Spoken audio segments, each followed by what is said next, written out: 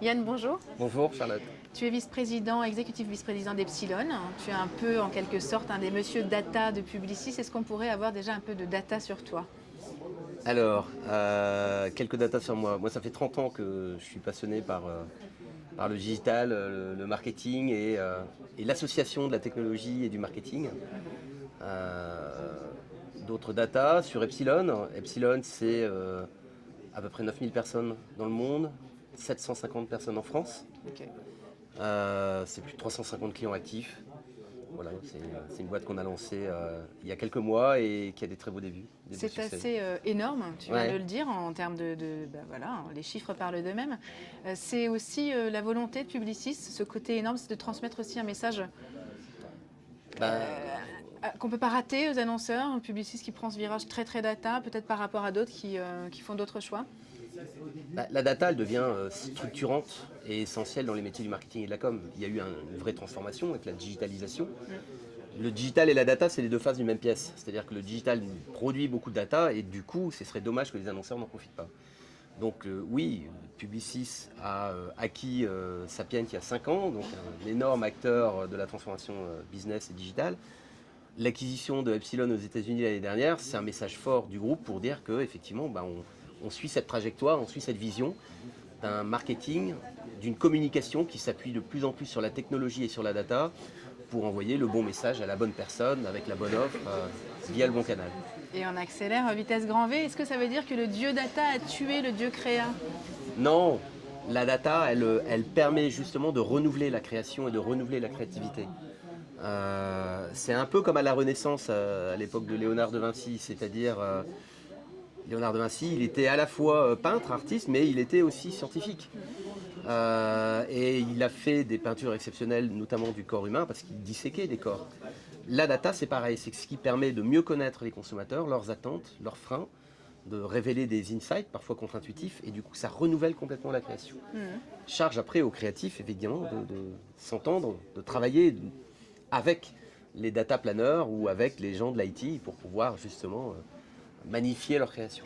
Le fait est, la data est au cœur de plein de sujets de conférences aujourd'hui, au cœur de beaucoup de préoccupations des annonceurs. Quelle est la question que tes clients, vos clients, vous posent le plus souvent et te posent le plus souvent? Il y a deux questions qui arrivent. Il y a une question liée au juridique parce que la data, c'est très encadré. Il y a eu GDPR, il y a e-privacy qui va bientôt arriver. Il y aura sans doute d'autres lois. C'est un petit peu compliqué, donc on a beaucoup de questions là-dessus. Et puis des questions aussi autour du fait que la data, c'est compliqué. Un annonceur travaille en moyenne avec à peu près une dizaine de prestataires ou de technos différentes pour gérer sa data. Donc l'objectif aujourd'hui pour la plupart de ces annonceurs, c'est de ranger un peu la chambre et de trouver un partenaire qui va les aider à travailler sur une vision et sur une roadmap pour exploiter la data au mieux dans leur marketing et leur communication. C'est un peu le positionnement d'Epsilon. Il y a une nouvelle question qui agite aussi pas mal les gens qui s'intéressent à ces sujets-là, c'est celle de la disparition du cookie. Oui, Qu'est-ce que vous dites de ça? Comment est-ce que vous prenez cette annonce, ces annonces? c'est une annonce. Alors, il y a plusieurs choses. Il y a la CNIL, effectivement, qui impose des règles aux acteurs français, mais qui ne sont pas forcément adéquates, parce que là, c'est vraiment donner les clés quelque part à Google, à Facebook. Donc, je pense que c'est un risque si effectivement on va vers l'adoption de ce type de régulation. Après, effectivement, il y a des acteurs, notamment Apple et puis Google avec Chrome, pour lesquels effectivement le cookie va disparaître, notamment Chrome. C'est déjà le cas sur Safari. Donc là, effectivement, c'est compliqué. Ça veut dire qu'encore une fois, ces acteurs s'arrogent le droit de gérer l'identité et de gérer la data on va dire, de toute la planète. Donc oui, c'est pas évident. Maintenant, je pense que d'autres tendances de fond sont en train d'émerger. Je pense au VRM, Vendor Relationship Management, où l'idée c'est de redonner aux gens, aux consommateurs, la gestion de leurs données. Et du coup, via des plateformes ou des outils dédiés. Je pense aussi que le CRM va revenir, c'est-à-dire le fait d'inciter fortement les consommateurs à donner leurs coordonnées en échange de services, en échange d'informations, en échange de produits, etc. Voilà.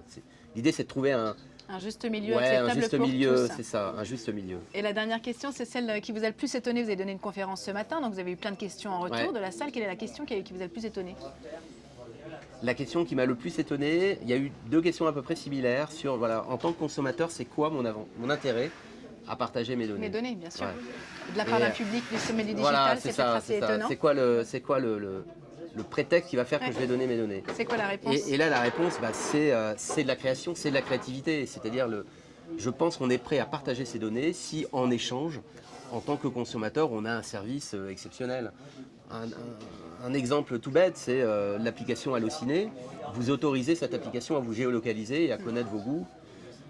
Et c'est ce qui permet effectivement de savoir que dans telle salle, à proximité, à 500 mètres de chez vous, vous avez tel film qui passe. C'est un vrai service. Et concrètement, Monsieur Data, tu partages tes data? Moi, je partage pas mal mes Tout? datas. Ouais. Non, pas Dès qu'on tout. te Je me demande? protège aussi. Hein, j'utilise différents softs.